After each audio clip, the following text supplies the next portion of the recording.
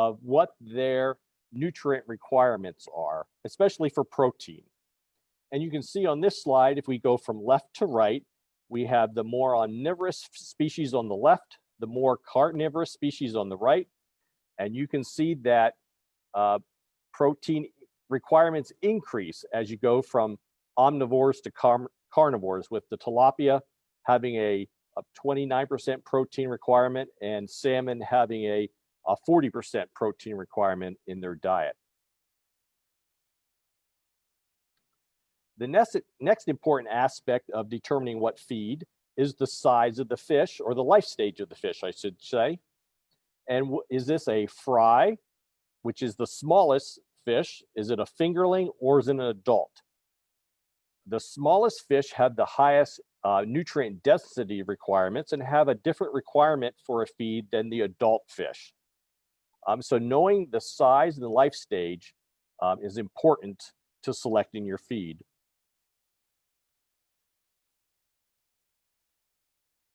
And then the next one is really, how big is the fish and how big is its mouth to consume the diet that you're feeding? When we talk about size of the mouth, we talk about the gape, or how big or horizontal is the mouth of that fish. And our goal is to provide a feed that is 25 to 50% of the mouth gape, to make sure it's appropriate for that fish.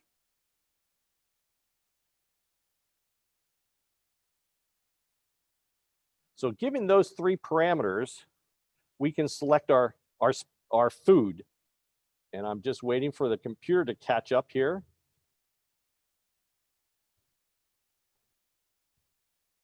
There we go. And on this slide, you'll see that fish gape is related to how big the fish is. On the horizontal axis is the total length of inches of fish, and on the vertical axis is the horizontal gape, or the width of the mouth. And you can see both in bluegill and largemouth bass, as body weight or body length increases, mouth size increase. So knowing those factors, we can select the food that's most appropriate for a fish. So based on the species, the life stage, and the size of the fish.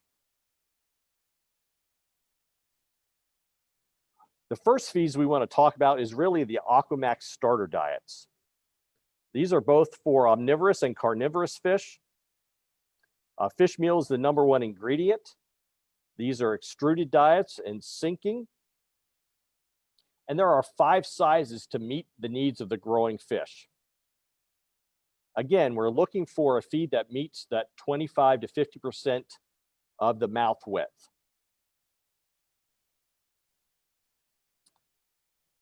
Here are our diets, starting with fry powder up to our grower 400, and they go from a powder up to a 3/32 particle. The smallest 4 particles all sink, and the grower 400 is 50% sink, 50% float.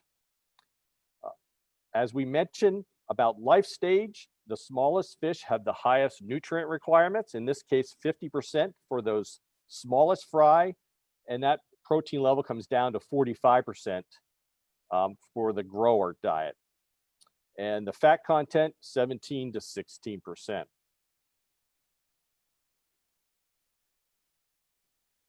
Now, if we match up the diets for bluegill to the total length that we talked about earlier, you can see that our diets match up with those sizes of the bluegill, starting with the fry starter 100 for fish less than 2 inches, and we progress through the sizes of the starters as the fish get larger.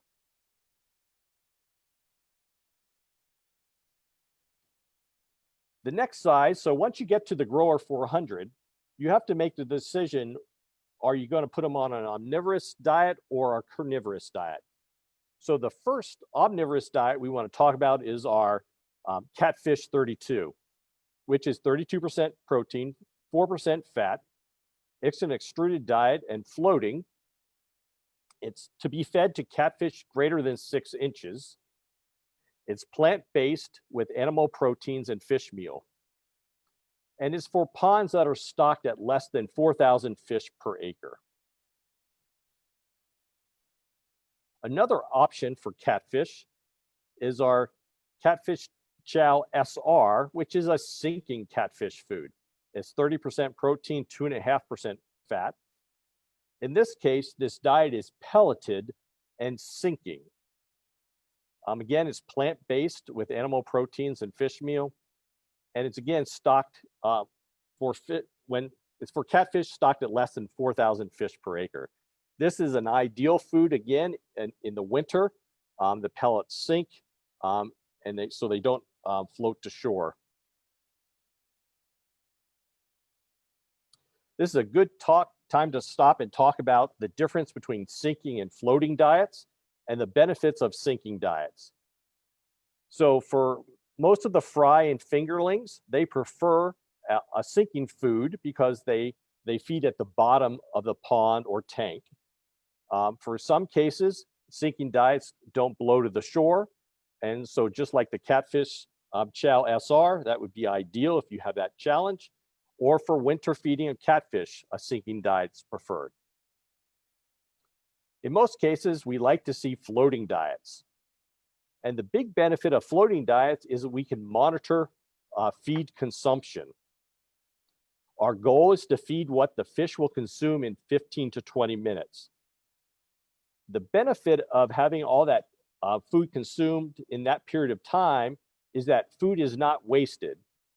And unconsumed food will sink to the bottom of the pond, and it uses oxygen in the water to decompose and decreases water quality.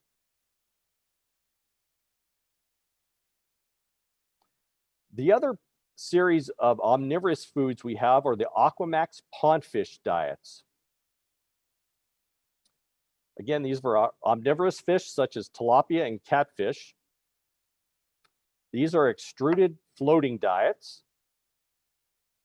and they're available in two formulas. We have the AquaMax Pondfish 2000, 32% protein, 3% fat, and 5/16 of an inch. And then we have our AquaMax Pondfish 4000, which is 36% protein, 6% fat, and 3/16 of an inch. The numbers of these diets, the 2000 and 4000, relate to the number of fish per acre in a pond. Again, the Pondfish 2000 is for fish that are stocked at less than 2,000 fish per acre, and the 4000 is for ponds stocked at fish less than 4,000 fish per acre. And the reason the difference in the nutrients is when there's more fish in the pond, there's less native food for them to eat in that pond, so we need to provide them more supplemental food than what is available per fish. The AquaMax Pondfish 4000 is a great feed for feeding tilapia in aquaponic systems. So aquaponic is where you have fish and the fish waste, I should say fish, and you feed the fish waste goes to plants to fertilize the plants, and then the water is recirculated, back to the plants. And the AquaMax 4000 is again ideal for this situation. The next feed we want to talk about is for more carnivorous fish, or more really a general fish food, and that's the Purina Game Fish Chow. Again, it's 32% protein, 3% fat. It's extruded and floating. It has multiple size particles, so it feeds a wide variety of fish species and sizes. And it enhances the natural diet of many game fish species. So if you're feeding bluegills or feed-trained bass or catfish, this is a possible diet that you can use. The next diets I would like to talk about are really for carnivorous species specifically, and these are the AquaMax Sportfish diets. Again, these are for carnivorous fish. Fish meal is the #1 ingredient in these diets. Fish oil is applied to the outside of the particle to not only supply the needed fatty acids, but also energy as well as an attractant to the particles. They're available in 4 formulas and sizes, from 500, 600, MVP, and largemouth. And we'll talk about each of these.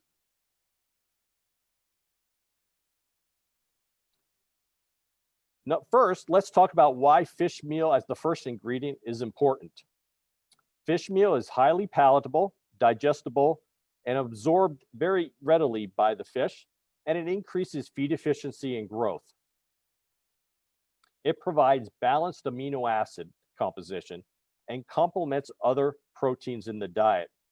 So if we're trying to grow fish and fish muscle, feeding fish meal most closely matches that muscle we're trying to grow. So it is an ideal protein to feed back to fish. Additionally, as well as the fatty fish oil that we're applying, fish meal also contains sources of long-chain fatty acids, EPA and DHA. This provides optimal development for the fish, growth and reproduction. Additionally, fish meal being very nutrient dense allows for formulation of these dense diets to promote optimal growth. The first diets I would like to talk about is a sport fish 500 and 600. These are the same formulas, 41% protein, 12% fat. They're just in different sizes. The 500 is 3/16 of an inch, and the 600 is 9/32 of an inch. These are an ideal transition from the AquaMax Grower 400.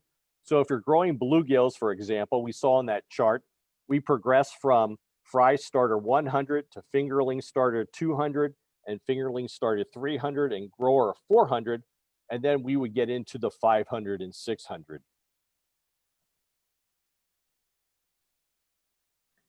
One of the most versatile sport fish diets that we have is the sport fish MVP, and MVP stands for multiple variable particles. There are 9 different extruded sizes from 1/8 of an inch to 9/32 of an inch, and really cover the sizes of the 400, 500, and 600. So if you're feeding a pond with mixed species and mixed sizes of fish, this is the ideal food to feed them. Now this diet, the pellets both float and sink. The largest 6 pellets all float. The smallest 3 pellets are 50% float. This diet has a protein composition in between the 400 and the 500 at 43% protein. With these 9 different particle sizes, we are creating a vertical feed trough. And this allows all the fish to get the same great nutrition. So the aggressive fish that are feeding at the top get the great nutrition in MVP, but also the smaller, less aggressive fish feeding at the bottom get that great nutrition that the larger fish are getting as well.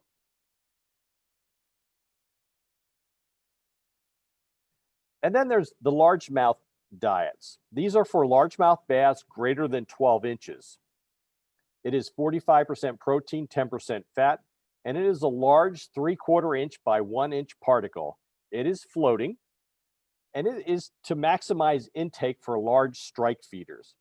While feed-trained bass will consume 500 and 600, they will get more food per strike if they're consuming the largemouth diet than if they have to consume and strike multiple times for the 500 and 600, and they'll tire out before they get their fill. Ideally, these fish would also maintain their predator role and have some bluegills or other prey fish in the pond to consume also. This diet also could be used for recreational ponds with trout that are greater than 16 inches. Now, how do you determine feeding rates? That's a question I often get, and there's really 5 things that determine feeding rates. Again, it's based on fish species, fish size, the number of fish in the pond or tank, the water temperature, and your growth goals. This is an example of the feeding recommendations for our Catfish 32 diet. And you can see on the left-hand side is the length of the fish, its corresponding estimated weight, and then the pounds of feed per 100 pounds of fish based on 3 different temperature ranges. And on this chart, again, this is pounds of feed per 100 fish. And you can see that the optimal feeding rate is for water temperatures between 75 and 85 degrees Fahrenheit. On this chart, I'm showing all the species where AquaMax Sportfish 500 are appropriate, or the size is appropriate for this diet. And again, we have the species on the left, we have the number of fish per pound, we have the size of the fish, recommended number of feedings, ideal water temperature, and in this case, it is feed per 100 pounds of fish per day. So in the Catfish 32, it was per number of fish. In this case, it is per 100 pounds of fish. And we'll go through an example in a moment. But also you can notice that depending on the species, they have different ideal water temperatures that they feed at. So a couple of weeks ago, I got this question, is how much to feed 200 6-inch bluegills? So if we look at the previous chart, we know that bluegills, for a 6-inch fish, they would be 9 per pound to 5 per pound. And that is an estimate of 0.1 pounds per fish. So 200 fish will equal 28.5 pounds of fish. So given the rate of 3 to 5 pounds of feed per 100 pounds of fish, our daily feeding rate would be 0.86 to 1.43 pounds per day. And that could be spread between 1 to 4 feedings a day, depending on, again, the time of year. So probably early in the year when the water is colder, you would probably only feed 1 time a day at the lower end of the feeding rate. And during optimal water temperatures closer to that 80 degrees, you may be feeding them 4 times a day. So you'll divide that 1.43 pounds over 4 feedings.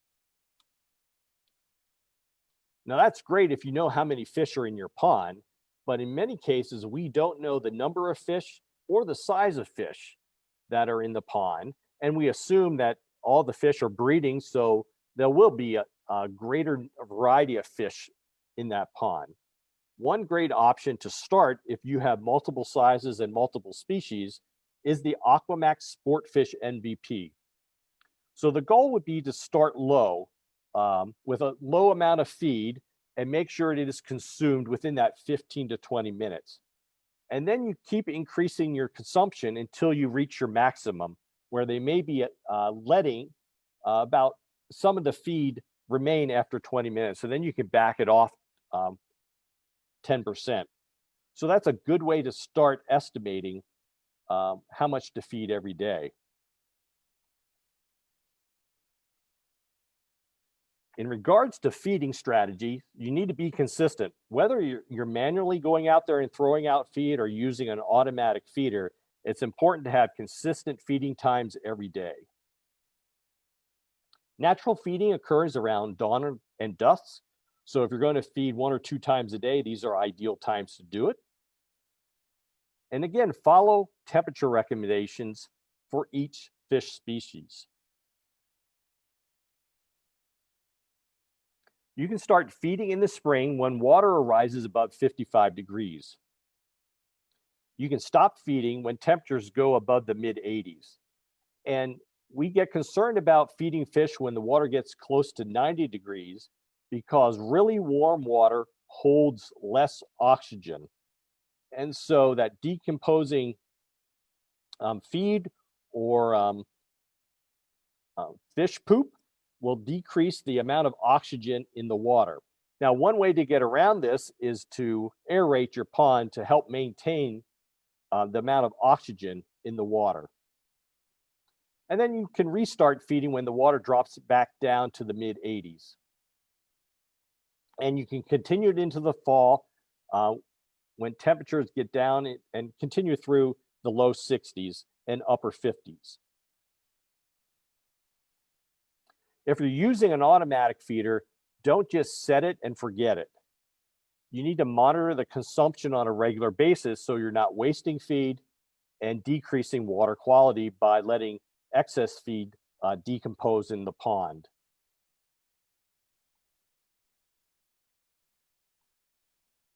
The amount of food offered should be what fish will consume in 15 to 20 minutes, as we talked about before. If it's consumed in less than 15 minutes, you may want to increase the amount fed by 10%. If the feed is left after 20 minutes, you want to decrease it by 10%. It is better to underfeed than to overfeed. Again, uneaten food will not only be wasted, but also might degrade your water quality, and poor water quality also decreases fish intake. So we talked about the parameters of selecting the type of fish food. We mentioned different varieties of fish food that Purina has, and we talked about feeding rates and how to estimate or determine feeding rates. Now let's talk about some research that demonstrates the benefits of supplementing fish in a pond. And this picture shows the centerfold from a magazine showing one of our customers with a life-size drawing of a 2-pound bluegill. And so I think that's all our goals is to grow the fish as fast as possible and get these trophy-sized fish. So in a study that we did in a backyard pond, we compared catfish food to our AquaMax 500 and 600. In the Bluegill study that we did over 187 days, those bluegills on the AquaMax feed grew significantly greater or larger than those fish on the 32% protein catfish food. The other important factor is the feed conversion, and this is the pounds of feed per pound of gain. And you can see that it took up to 3.5 pounds of catfish food to put on a pound of gain, whereas it only took up to 2.1 pounds of the AquaMax feed to put on a pound of gain. Even though catfish food tends to be cheaper, it requires more food to reach a specific rate of gain, and in the long run could cost you more. We saw a similar trend in largemouth bass, and in this study, they carried it over 2 years, over 461 days. And you can see that those largemouth bass grew at a significantly greater rate than did, I should say, those largemouth bass consuming AquaMax feed gained at a greater rate than those largemouth bass consuming a catfish food, which you would expect being carnivores. And here's a picture of the two fish on two of the diets. So 1.25 pounds versus 3/4 pound. And just like the bluegills, it took more pounds of feed using the catfish food per pound of gain. In this case, about over 4 pounds of catfish food per pound of gain versus a little over 2 pounds of feed of the AquaMax feed to put on a pound of gain in largemouth bass.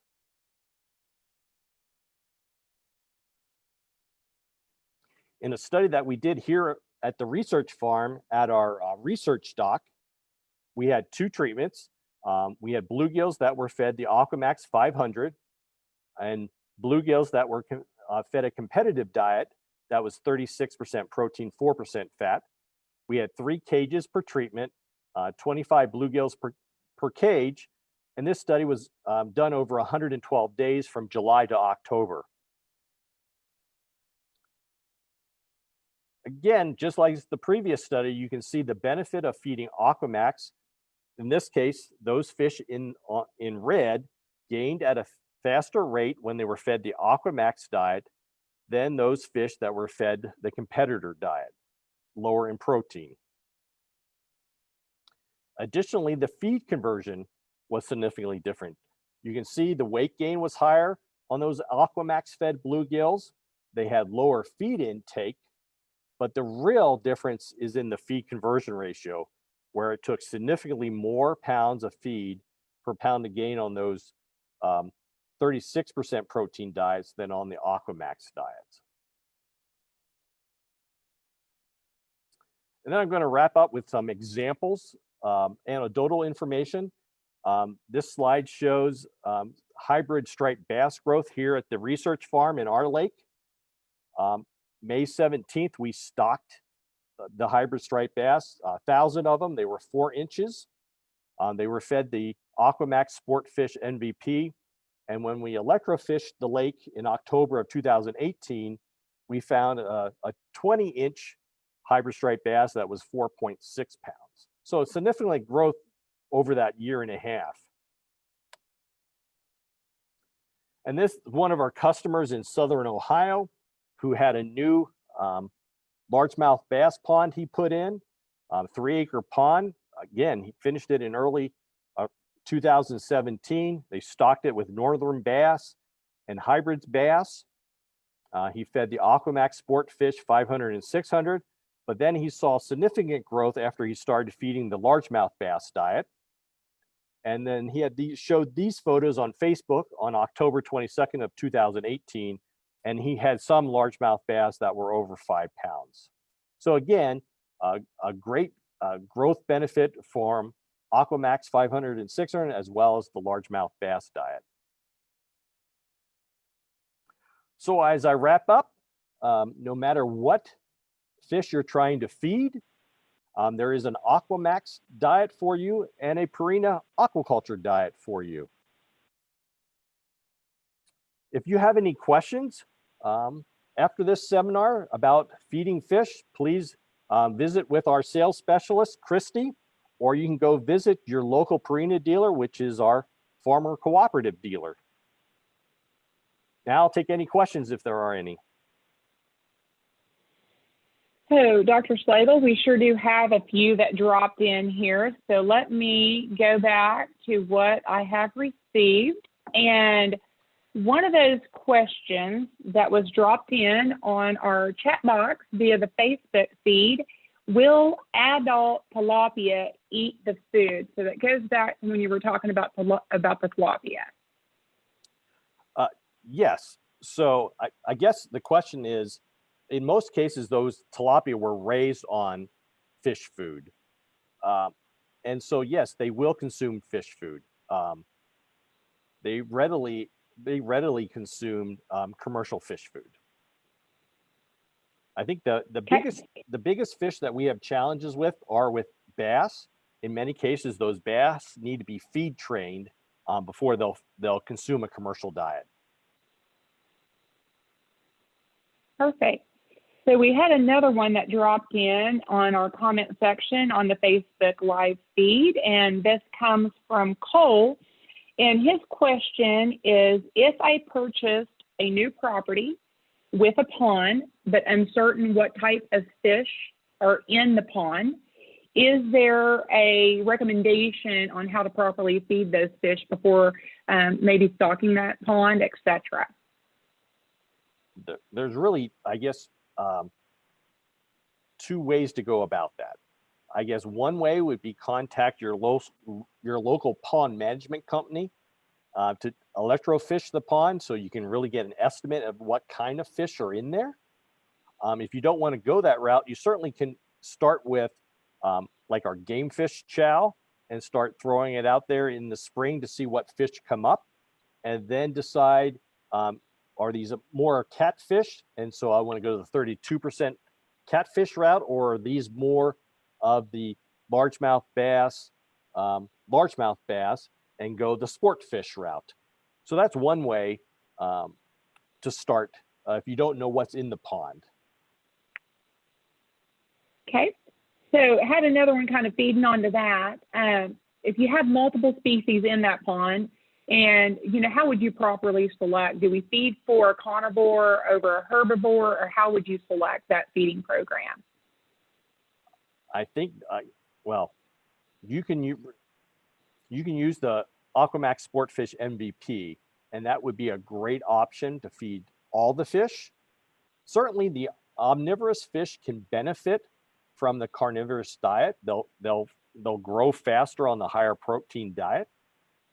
So that'd be the way I would approach it. If you have multiple species of fish, the MVP is a great option because the 9 different particle sizes allow you to feed a wide variety of fish sizes, so everybody gets the great nutrition. If you know that the catfish, if there's catfish in the pond and they're hanging out in one specific area, and you want to feed the catfish diet in that area, you certainly could do that and feed everybody else in a different area of the pond. So there are some options in that respect. Perfect. So another one came in. How long do bluegill live? That is a good question. That I don't know that I was ever asked before. I think they live quite a few years. And to get a 2-pound bluegill, they're going to have to live quite a while. Okay. And how big can they get if we feed them daily for the life of a fish? So that was tied on to the bluegill question. So like I said, I showed an example of a 2-pound bluegill, and I think I've seen on Facebook this year a 3-pound bluegill. So they can get pretty big with continuous feeding and great nutrition. Now, again, a lot of that depends on water quality, water temperature. So up here in the north where it does get cold, it will take a longer time for those fish to grow because we typically don't feed them over the winter. But as you head further south where the water stays warmer longer, there's more opportunity for those fish to be fed all year round and grow faster. Perfect. So another question that has come in from Taylor is, say we have about a half-acre pond. What would you stock those with, and what type of feed would you feed? So if you, it's like more or less if you want to take the family out, the nieces and the nephews or the kids out that pond, just kind of trying to think about stocking that pond. So Taylor, I think you have to decide what type of pond you want.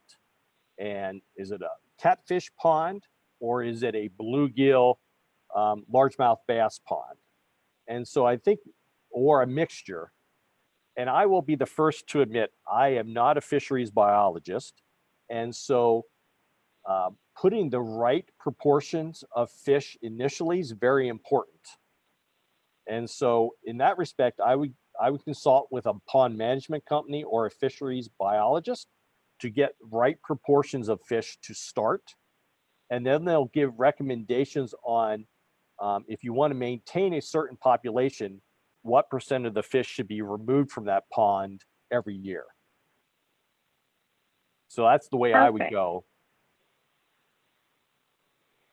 All right. So at this point, I don't see anything that's come in. Hang on a minute. So got our folks helping us. So we got one more question that has chimed in here off of Facebook. What is the best recommendation for feeding young crappie? So that came from Christina. Well, certainly, I don't know that we don't specifically target crappie, and I'm not even sure how well they consume artificial diets, to tell you the truth. I think MVP is a good option for them. I just don't know. There are certain species of fish that are not great pellet eaters. And I was told that smallmouth bass were not great at eating commercial pellets. But I talked to a gentleman in Oklahoma not too long ago who's raising smallmouth bass on AquaMax diet. So it is possible. So that's a question I haven't gotten either before is about crappie, and if you can, how to feed them. Again, MVP, I guess I would start with that. Perfect.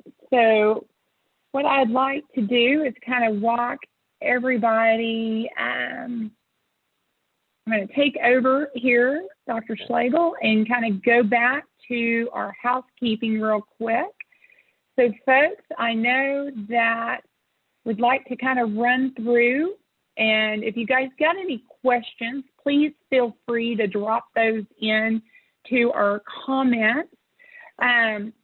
Would like to kind of walk you guys through that $10 off coupon that you can get to where you can bring it in to any of your local farmers cooperative locations. You pull out that handy dandy cell phone and text Purina to 95323. You will receive a link, and that hyperlink will then send you in. You would want to select A as Arkansas is the base. Van Buren, Arkansas is the base for the Farmers Co-op location. Then we'll select Farmers Cooperative Fayetteville, let you know that this coupon submission is accessible for 2 days. So that will end on Saturday. That just means that you've got 2 days to get this $10 off coupon. And then that you guys can print that off. You'll get an email. You can print that off and then bring it into any of your farmer co-op locations. So, folks, if you were going to kind of call for a last round of questions, but I do want to let you guys know that we do have some more upcoming meetings as COVID restrictions have hit. We take your health to the highest level. We want to let you know that next Tuesday, September the 1st at 7 p.m., Dr. Darrell Peel from Oklahoma State University will be joining us online to give us a update on the cattle markets. And as some of us out here in the agriculture world are probably looking at our calf crop, trying to decide, are we going to wean? What are we going to do? Just kind of give you guys that. And then on September the 15th, Dr. N.T. Cosby will be joining us to talk about weaning feed programs. And then we will have a third program on cattle topics on September the 29th. And Dr. N.T. will be on again that night, talking about total brood cow nutrition. So as we're thinking about getting into that fall feeding time and making those selections, just wanted to let you know that. If you guys have some equine interest, our equine specialist, Ty Cunningham, will be joining us on Thursday, September the 10th at 7 p.m. to talk about kind of how do we evaluate our daily feed costs on our horses. And then on September the 17th, we'll have Scott on, which is one of our wildlife species managers, to talk about feeding our deer in the fall and the winter months. So we look forward to seeing you guys back online.